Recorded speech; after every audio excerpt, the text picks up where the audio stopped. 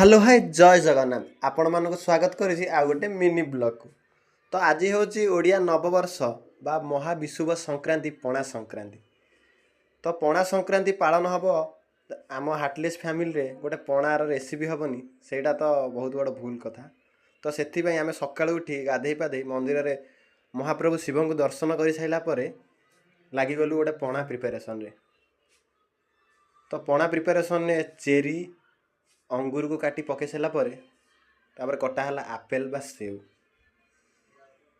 तो जीवनटा हूँ गोटे ओ तो जहाँ हूँ से आम प्रिफर करूँ काश्मीर सेव।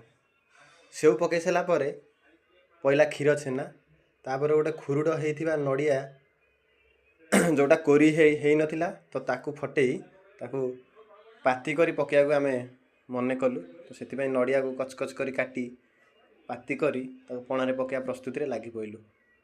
तो बहुत दिन पर आम भिडियो आज आसवाक जाऊँगी आम चैनल रे।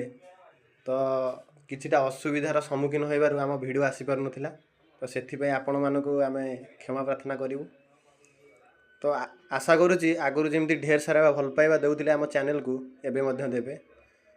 तो तापर कोरा होइतिबा नड़िया पड़ी सारा पहला पाचिला कदली।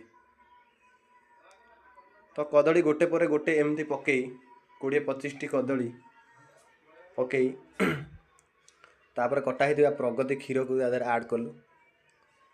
तो एमती गोटे पर गोटे 5-7टा क्षीर पकई सारापर तापर पड़ता गोटे राबिड़ी तापर गोटे गोलमरीच गुंड पकई ताकू चकटार लगी पड़ू। तो पणा माने तो कदली की हाथ में न चकटिले हेनी।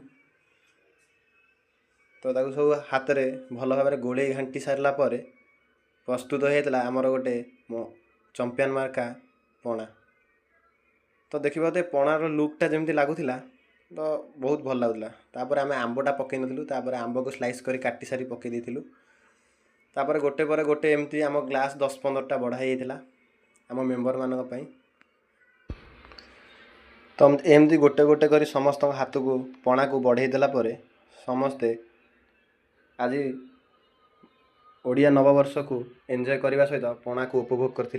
तो आम भिडियोटी भल लगी लाइक शेयर सब्सक्राइब करें जमा भी भूलें। रोची जय जगन्नाथ।